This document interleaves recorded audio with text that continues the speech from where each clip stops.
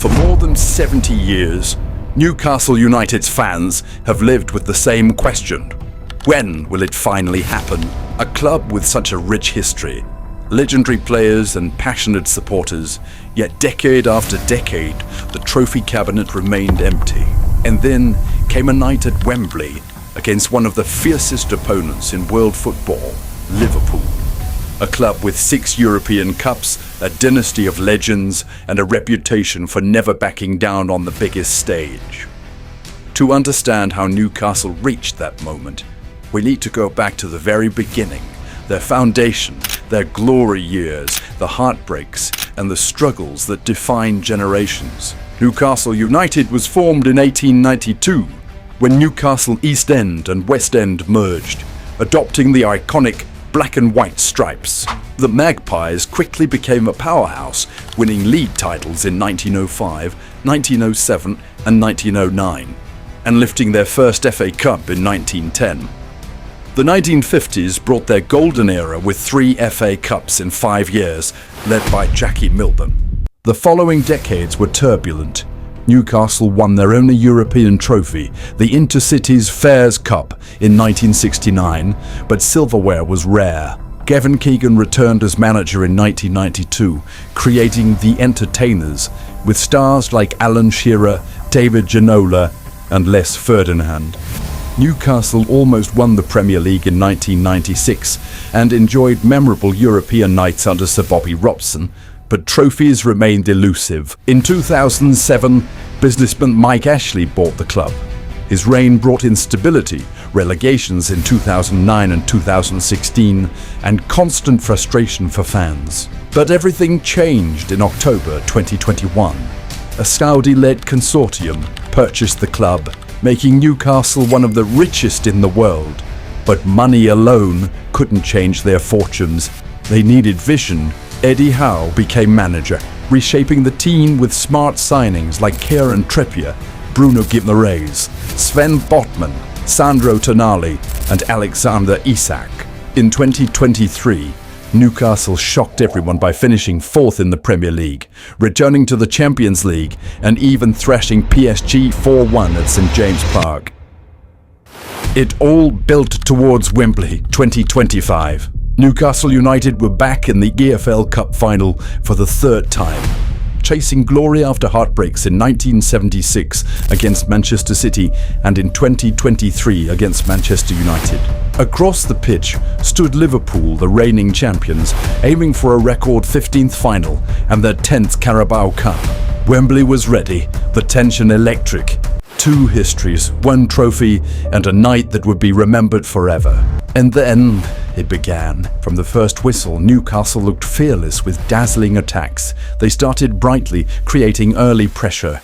In the 4th minute, Murphy assisted with a cross to Barnes, whose left-footed shot from the centre of the box went wide.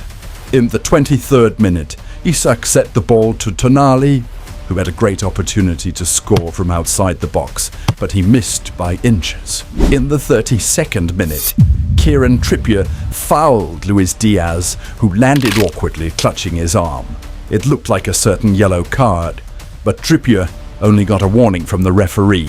1 minute later, Harvey Barnes sent a cross from the left wing into Liverpool's box. Isak headed, but it was blocked. Trippier smashed the rebound, but it was blocked again by Robertson, giving Newcastle a corner. The corner was sent to Byrne, who headed towards goal, but it was saved by Kelleher after deflecting off Guimaraes. Then came the breakthrough. In the 45th minute, Trippier delivered a free kick into the box. Barnes' shot was blocked, leading to another corner. Newcastle had wasted several corners already, but this was different. Trippier sent a perfect cross, and Dan Byrne rose high, meeting it with a powerful header into the bottom left corner. 1-0 Newcastle. The stadium erupted. 55,000 Newcastle fans roared, waving black and white scarves, while Liverpool supporters were stunned. Just before half-time, Liverpool had a chance to equalise, but Diaz wasted it. The first half ended 1-0 to Newcastle United. There were 15 fouls in total, but still no bookings. Anyway, after 15 minutes of half-time break, the second half began with more drama. Newcastle came more motivated and spirited than the first half. Etched thought he had scored, but VAR ruled it offside. Liverpool were spared, but only for a moment. With these heavy and fast attacks from Newcastle, Liverpool's morale was weakening, until came the 52nd minute. Livramento swung in a long cross from the left into the box. Jacob Murphy climbed high, nodding the ball down into the path of Alexander Isak. The Swede controlled and rifled it low into the bottom corner. Newcastle 2, Liverpool 0. The Newcastle fans couldn't believe their eyes. For the first time in generations, they could almost touch the trophy. The dream felt real, alive. Their hearts surged with joy, yet deep down they knew the truth. This was no ordinary opponent. By the 60th minute, Liverpool started a counter-attack. McAllister to Diaz, Diaz to Szoboszlai to Jones, who fired a rocket, but somehow, unbelievably, exceptionally, and astonishingly, was saved by Pope. In the 64th minute, Isak nearly added a third. A through ball assisted by Harvey Barnes, but Kelleher produced a stunning stop. Liverpool, rattled and desperate, turned to their bench. Darwin Núñez, Curtis Jones, Federico Chiesa, Harvey Elliott, all thrown on in search of salvation. They pressed, they probed, shots after shots, but Newcastle's wall would not break. Every attack, every shot, every cross, every long ball was blocked and saved by Newcastle's resolute defence. Isak was looking tired. Eddie Howe replaced him with Wilson, and Barnes made way for Willock. The board showed 8 minutes of stoppage time. For Newcastle fans, it felt like 8 hours. But everything suddenly changed in the 94th minute. Harvey Elliott played a brilliant through ball, splitting the Newcastle defence.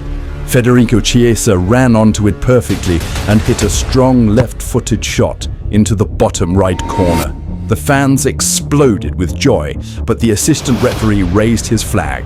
Then VAR stepped in. After a tense pause, the referee confirmed it. The goal stood, and a thunderclap of noise shook Wembley. The Newcastle's fans were stunned. All their cheers and joy turned into silence, despair, and heartbreak. Every second that followed felt like destiny holding its breath. But the players never lost hope. Their belief burned brighter than ever. The fire inside them refused to die. In the final minute of stoppage time, tension reached its peak. The referee pulled out a yellow card for Tonali, accused of wasting precious seconds. Time seemed frozen, every heartbeat louder than the roar of Wembley.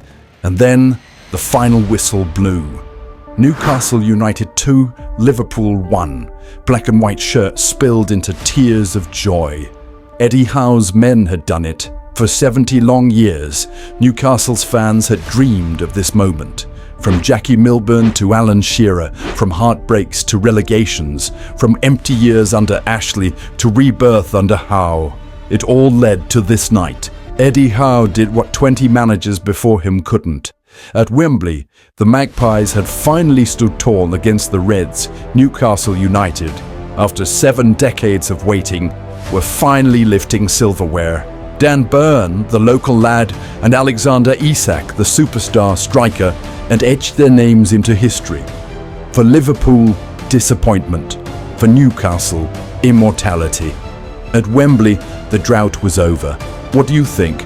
Was this the single greatest moment in Newcastle's history, or just the beginning of a new golden era? Let me know in the comments below.